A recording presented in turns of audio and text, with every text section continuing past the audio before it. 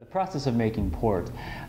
Port is made in the southern portion of Portugal. There's several different types of grapes that go into it. The easiest ones for me to remember are Touriga Nacional as well as Tortuga Franca. There's also a Tinta Chao and Tinta Roriz are some of the more popular varietals that go into it. Something to easily remember is the law of the third. They actually call it Tiro de Terrago over there. And the reason why it's easy to remember is the house can only sell a third of its inventory that following year. So therefore it ensures that they keep blending over a certain amount of time. Now it's also easy to remember the law of the third because in regards to fortification, they add what's called an aguardente, or their neutral grape spirit, which is about 75% or 77% in alcohol by volume. They add that when a third of the grape sugar has been reduced, and therefore when they fortify the wine, at the time the wine is about 11%. After they fortify it, the wine ends up reaching around 20% alcohol by volume. Now this is where it gets a little tricky. As opposed to the law of the third, they actually do it to a 1-to-4 ratio. So you change the formula to 1-to-4. So by 1 for every portion of aguardente, there's 4 parts of port. It neutralizes it a little bit, but it doesn't necessarily kill a lot of the sweetness, because port is still very, very sweet.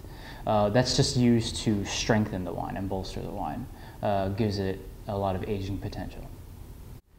In regards to several different styles of rubies, there are several different types. We have the ruby port, which is about 2 to 3 years in aging. Those are going to be a little bit more of your basic styles. We have a ruby reserve, again the same amount of time. Those are going to be just a little bit more expressive.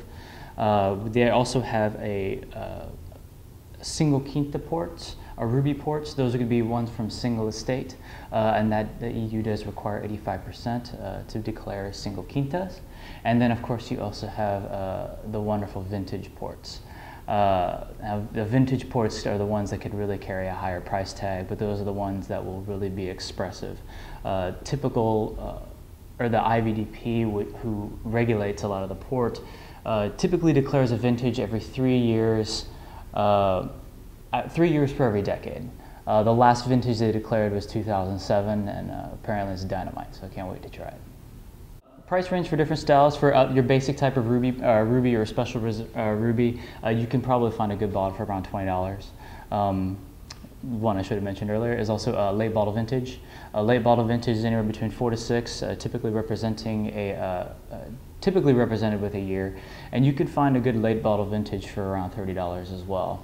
When you start getting into the vintage ports, those are the ones that can get very, very expensive because they are, quote unquote, the cream of the crop from only the best years.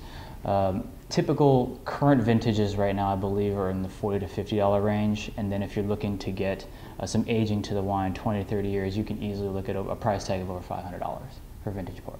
As you pull the ports out by vintage, the wine will change in character. The younger it is, the more fruit forward it's going to be. So for example, you have a younger style of ruby, I think of like bright fruits, or even a nice cheese plate would go very, very well with a ruby style.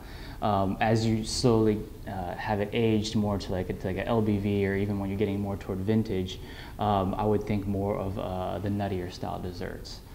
Something that shows a little bit of, or the resonation of the fruit can really make those secondary flavors of like nuts and candied fruit really pop.